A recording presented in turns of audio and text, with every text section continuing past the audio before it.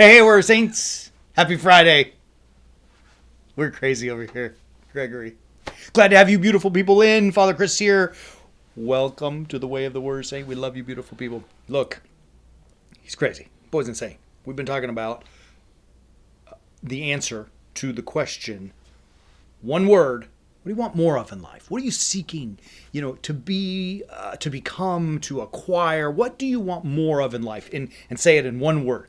And we've seen throughout the week, we've talked about happiness and freedom and finances and money. And, of course, health has got to be on that list, and love and all of the things. But really, the number one answer that we hear when we ask this question, universally, the number one answer is peace.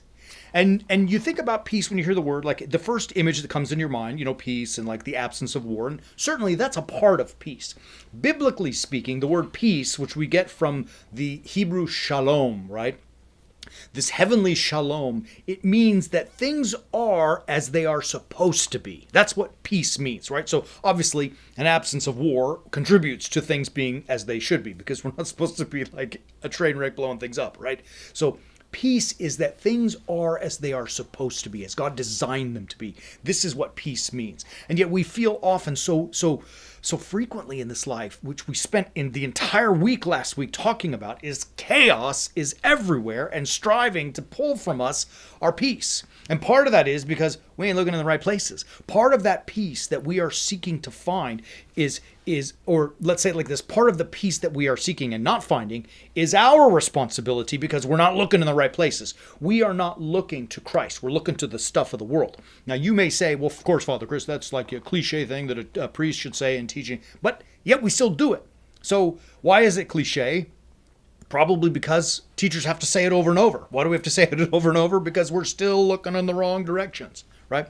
So we want to focus on Christ. Now, what does that mean?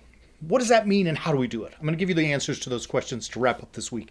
Let's first hear from the Lord himself in John. So the Gospel of John, chapter 16.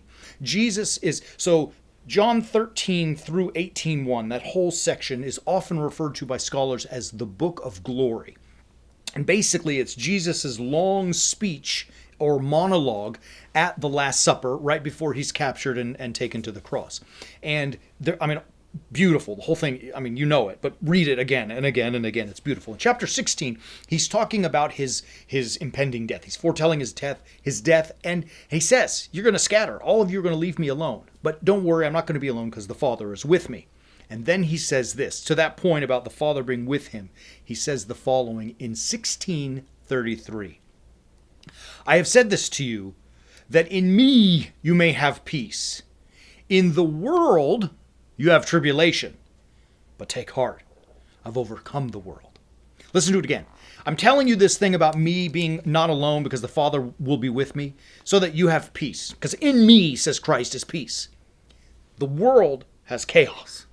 Tribulation, chaos, but don't worry about it. I've overcome it. I've overcome that chaos, and I'm going to show you when I get to the cross, right? Like, it's a powerful statement, and it's a powerful clue for you and I on how to live our lives chasing the thing that we want, peace. Where is it? In Jesus. Why are you looking elsewhere, right? He said it to you. If you believe in it, believe in him and believe his words, then he already told you where peace is. Why are you looking anywhere else? Why are you seeking to find peace in all those chaotic forums out there, whether it be on the internet or in the news media or with work and coworkers and, the sins that we commit throughout our life? Why are we looking in the wrong places? Start focusing back on Christ, right? Now, as I said to you before, I was going to say, what does that even mean? What does it mean to focus on Christ? Do we just look at images of him all day and then we'll be filled with peace? No. It means that we live our lives as he lived his life. That's it. How did he live his life? Unto the cross. How should we live our lives as we're aspiring to become warrior saints? Crucifixionally. That's it. That's the message, right? We want to find that peace in our hearts the way Christ did. Goes through the cross, baby. Got to live a sacrificial life of yourself, your ego, for the sake of others, to make room for God's will. Boom. It works. That's it. It's that simple. How do we do that? All right, Father Chris, now we get it, but how do we do that? Because it's so complicated and there's so much chaos. You're totally right. It's totally rough out there. It's totally hard, and it is chaotic. How do we overcome that chaos?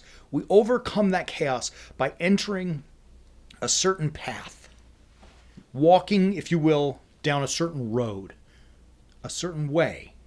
We call that the way of the warrior saint. The way of the warrior saint it's our lives, guys. When we live our lives following Christ, imitating Christ, which goes right through the cross into the empty tomb. That's the way, that's the path we need to be going. It's often hard. It's often, a perilous journey, but you're not alone as you're doing it. We're doing it with you. I mean, we're all the warrior saints are doing it together. Join us on the way of the warrior saint. When you visit this website, you can get the book, it's really fun. It's really easy read.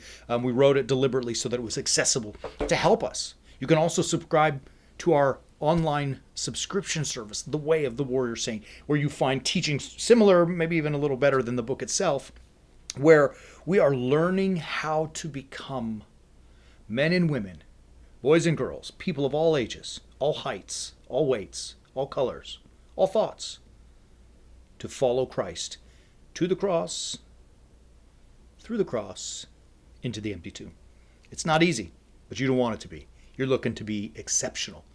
You want some help? We'll guide you. Love you. We'll be back on Sunday for Orthros and Liturgy at 9 and 10 a.m. respectively, Mountain Standard Time. And again, next week we will continue our live stream on Monday. Love you. Have a great weekend. Be safe. And as always, keep walking on the way of the warrior saint.